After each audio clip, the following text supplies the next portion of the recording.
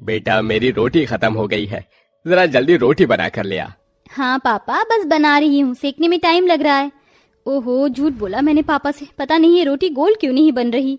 सोनम दोबारा से लोई को बनाकर रोटी बनाती है और 5-5 मिनट बाद रोटी बनाकर अपने पिता को देती है।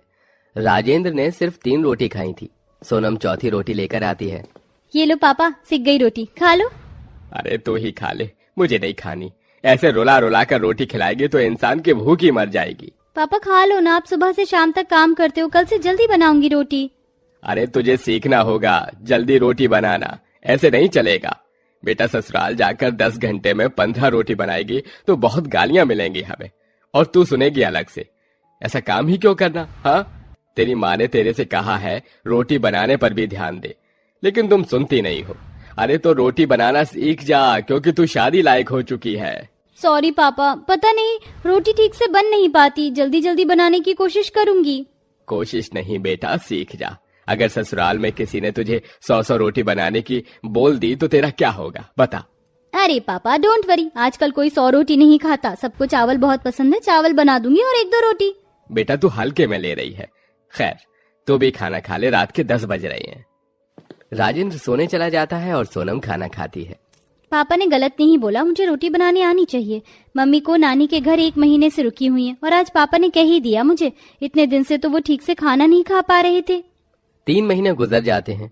इस बीच सोनम के माता पिता उसकी शादी अंकुर के साथ धूमधाम से कर देते हैं और स्वागत के समय उसकी 5 नंद फूल बरसाकर उसका स्वागत करती हैं। आइए आइए भाभी, आपका घर में स्वागत है। कल तो भाभी के हाथ का खाना खाने को मिलेगा। ये हाँ, पर मुझे तो अभी से ही भूख लग रही। भाभी अभी कुछ बना दो। अरे पागल वागल हो रही हो क्या तुम दोनों? सुबह ही तो तुमने खाना खाया था।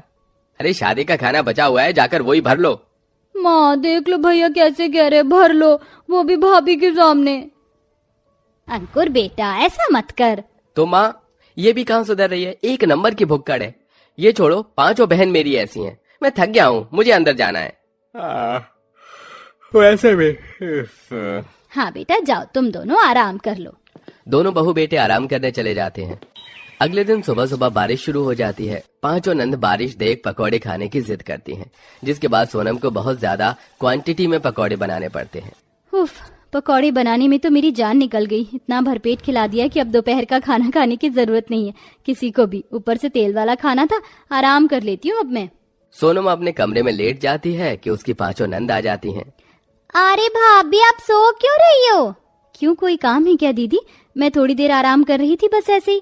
अरे कौन सा काम कर रहे हो, खाना तो बना दो, भूख लग रही है। क्या पिंकी दीदी आप मजाक कर रही हो क्या? अभी तो आपने चाय पकौड़े का नाश्ता किया, अब कौन सा खाना बनाना है? माँ जी से मैंने पूछा था, उन्हें भी खाना नहीं खाना है। अरे माँ का छोड़ो आप, वो तो 2-3 रोटी खाती है, लेकिन हमारा तो 100 रोटियों से ही पेट भरता है। जल्दी से दोपहर का खाना बना दीजिए।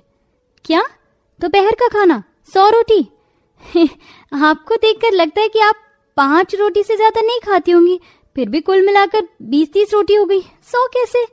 ओफो सोनम भाभी आप चिंता मत कीजिए, माँ वैसे भी हमसे परेशानी थी कि हम उनसे 100 रोटी बनवाते, लेकिन अब आप आ गई हो तो आपको ही 100 रोटियां बनानी पड़ेंगी। चाहिए बना दीजिए, बहुत भूख लग रही है। आपकी 5 नंदों का पेट 100 रोटी खाकर ही भरता है।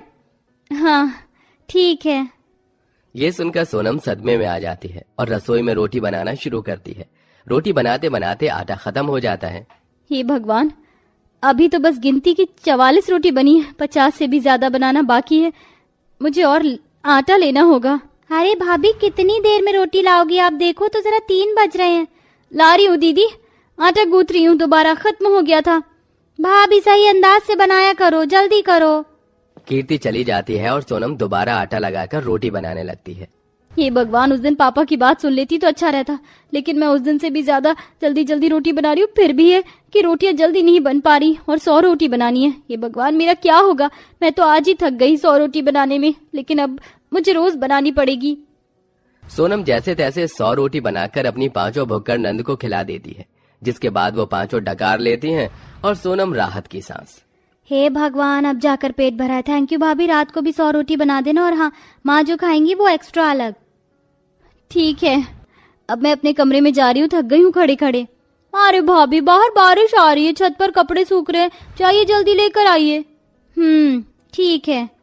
परेशान सोनम बारिश में भीगकर कपड़े लेकर आती है और फिर से उन्हें घर की बालकनी में रस्सी पर सुखा देती है। ये पांचों नंद एक नंबर की भुक्कड़ हैं। शर्म नहीं आ रही इन्हें बिल्कुल भी अपनी नई भाभी से 100 रोटी बनवाकर। बारिश में से कपड़े भी नहीं उठा सकती, ये भी मुझे ही करना पड़ा। आसपास कोई नहीं है, जल्दी से सोने चली जाती हूँ। सोनम अपने कमरे में सोने चली जाती है तो बारिश का पानी पांचों नंद की खिड़की से उसके कमरे में आ जाता है और कमरा पानी पानी हो जाता है, जिसके बाद वो सारी सफाई सोनम को करनी पड़ती है। कैसे पांचों नंद बुत बनकर खड़ी हैं? ये नहीं हो रहा, इसे वाइपर मार दूं, ये भी मुझसे ही करवाना है। शाम हो जाती है। रात को फिर से सोनम को 100 रोटी बनानी पड़ती हैं। तभी वो अपना दिमाग लगाती है। मेरी पांचों नंद बहुत ज्यादा भुक्कड़ हैं। रोटी बनाने में बहुत मेहनत लगेगी, कुछ अच्छा सा टेस्टी टेस्टी ज्यादा बना देती हूँ। हाँ, मटर पुलाव बना देती हूँ। वैसे ही बरसात का मौसम है, अच्छा लगेगा पुदीने की चटनी के साथ, और साथ में दही। खुश होकर सोनम पुलाव, रायता, सब्जी बना देती है। लेकिन ये सब खाना देखकर पांचों नंद का मुंह बन जाता है। भाभी ये सब क्या है? रात के खाने का समय, हमें रोटी चाहिए। आपने 100 रोटी नहीं बनाई क्या? अरे मैंने इतना टेस्टी टेस्टी खाना बनाया, ये तो खाओ। अरे बहू, इन लड़कियों के लिए मैं ये सब बनाकर छोड़ चुकी हूँ। ये मेरे घर का सबसे ज्यादा आटा खाती हैं। चावल तो यूं ही पड़े रहते कनस्तर में। जा जाकर जल्दी से 100 रोटियां बना कर ला।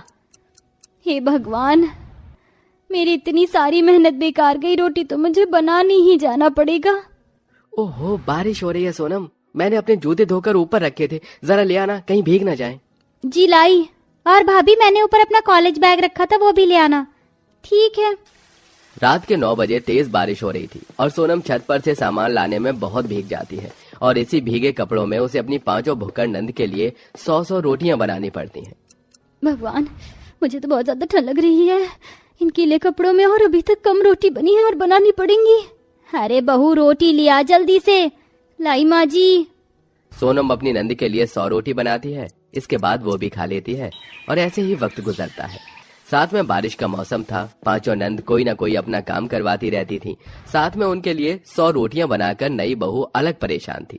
कभी पकौड़े बनवाती थी तो 100 रोटी बनाकर वो खड़े खड़े बहुत थक जाती थी, इसलिए वो रोटी मेकर मंगा लेती है। ये सही है, अब मेरे हाथ थकेंगे नहीं 100 रोटी बनाकर। सोनम रोटी मेकर से 2 दिन तो बहुत अच्छे से रोटी बनाकर अपनी पांचों भुक्कड़ नंद को खिला रही थी।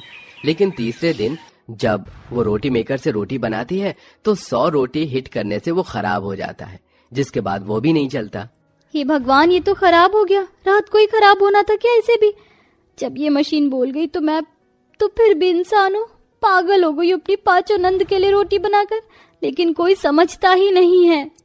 फिर सोनम हाथ से रोटी बनाना शुरू करती है और अपनी 5 भुक्कड़ नंद को खिलाती है। सोनम को अपनी तबीयत खराब लग रही थी, लेकिन अभी उसे रसोई की सफाई करना बाकी था। बर्तन के लिए टंकी में पानी खत्म हो गया था।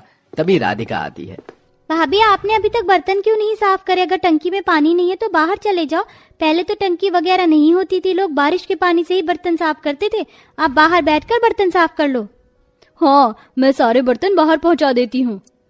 सोनम बाहर बारिश में बैठकर बर्तन साफ करती है और टब में बारिश के इकट्ठे पानी से बर्तन जब धोती है तो वहीं बेहोश हो जाती है। तभी सास खिड़की से देख लेती है और अपनी बहू को अंदर लाकर डॉक्टर को बुलाती है। डॉक्टर उसे देखने के बाद कहता है, ये क्या किया आप लोगों ने? इनकी हालत तो बहुत खराब है और पानी में भीगने से इन्हें निमोनिया हो गया है। 2 दिन से देखा नहीं क्या आप लोगों ने? 2 दिन के लिए अस्पताल में एडमिट करना होगा अब। माँ, भाभी इतनी कैसे बीमार हो गई? भाभी ठीक तो हो जाएंगी ना? कैसे ठीक होगी वो? तुम्हारी 100 रोटी के चक्कर में तो मेरी हालत खराब हो जाती थी और अब तुमने अपनी भाभी की भी कर दी। बारिश में भीगकर उसने तुम्हारे लिए 100 रोटी बनाई और कितनी देर खड़े होकर, और आज तुमने उससे इतने बर्तन मंजवाए बारिश में, वो भी। तो 5 लड़कियों से काम नहीं हो रहा था जो बहू को धकेल दिया बारिश में। अब देख लो क्या हो गया उसको।